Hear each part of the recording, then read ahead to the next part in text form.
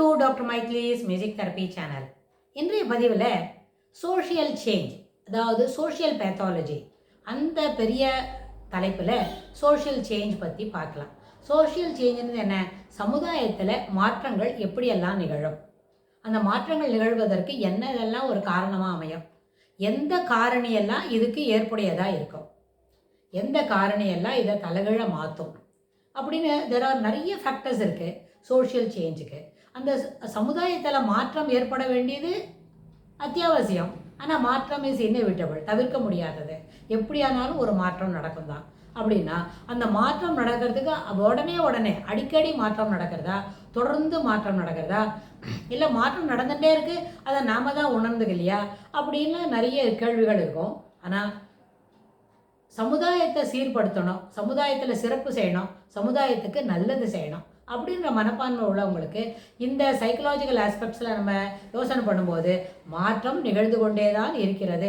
நம்ம தான் சிலதெல்லாம் உணர்ந்துக்கவே இல்லை.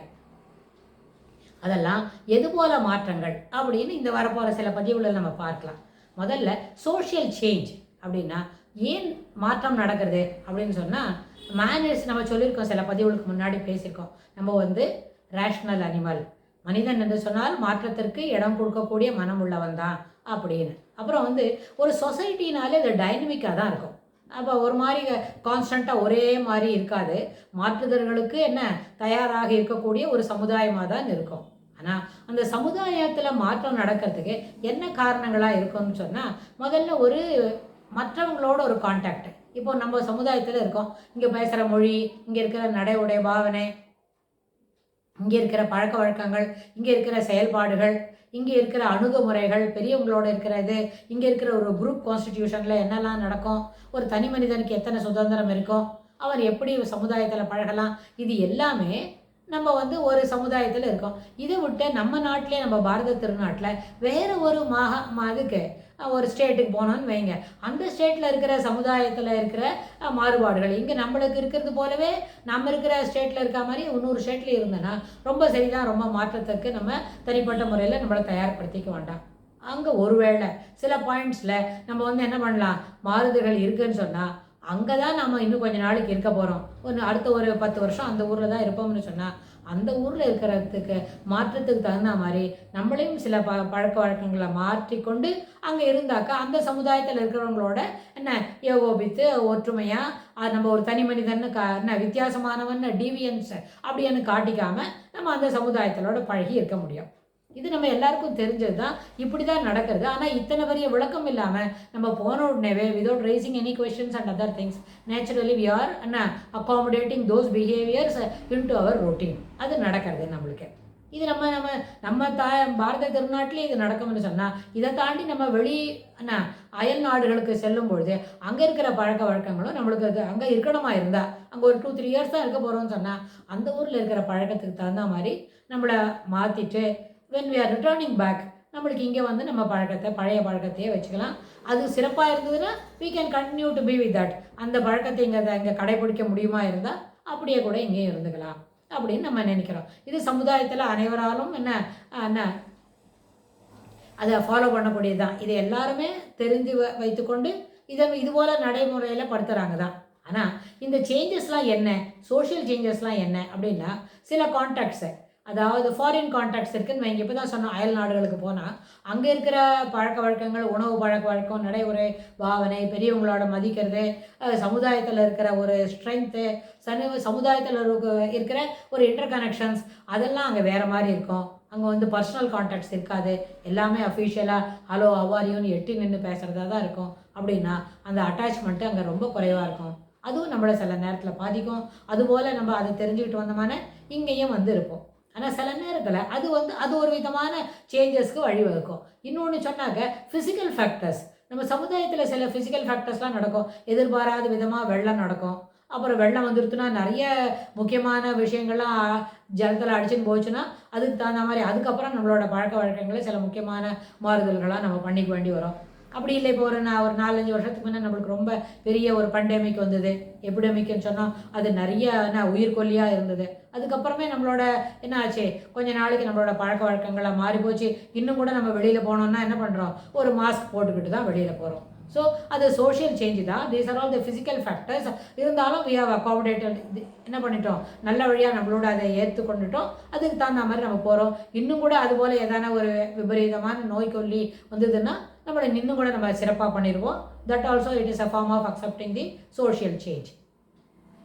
சரி, பயாலாஜிக்கல் ஃபேக்டர்ஸில் என்னெல்லாம் நம்மளுக்கு சோஷியல் சேஞ்சஸ் வரும்னா, நம்மளோட intelligence, emotional maturity, ability to our attitude to change, our willingness to change, அது எல்லாமே நம்மளோட இன்டெலெக்சுவல் கெப்பாசிட்டி கூட நம்மளோட சேஞ்சஸ்க்கு ஒரு சின்ன வழி வகுக்கும்.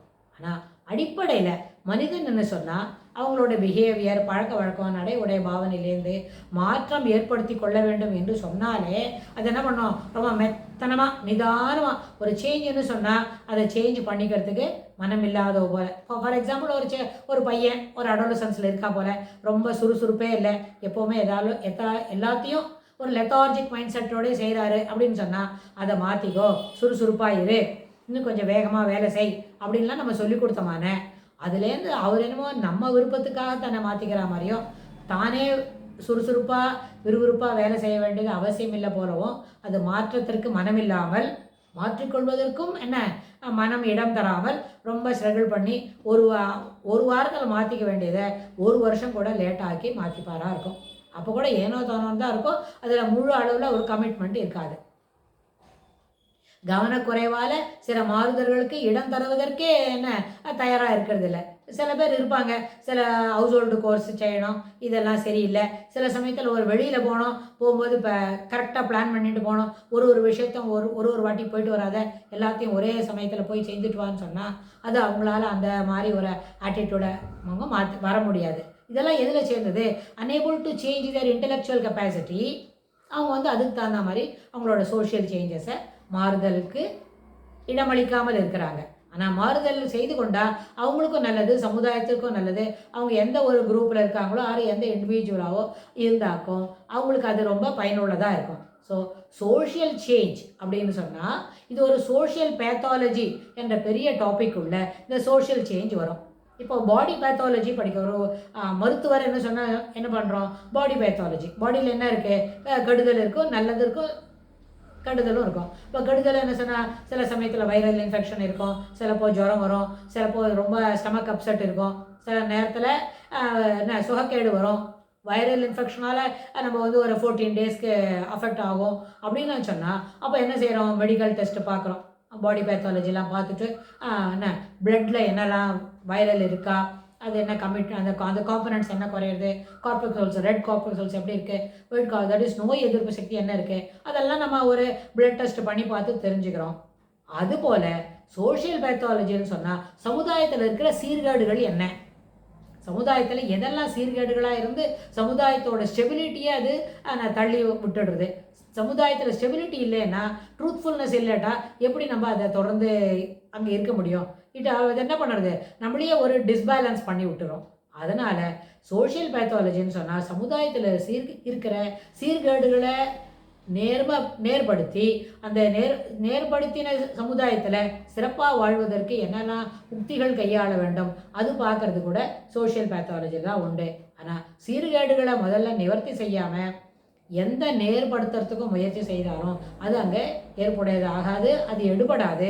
அந்த பயனெல்லாம் அந்த முயற்சி எல்லாமே பயனில்லை, அதுதான் ஆகும். முயற்சி எல்லாமே பயனற்றதாக போகும்.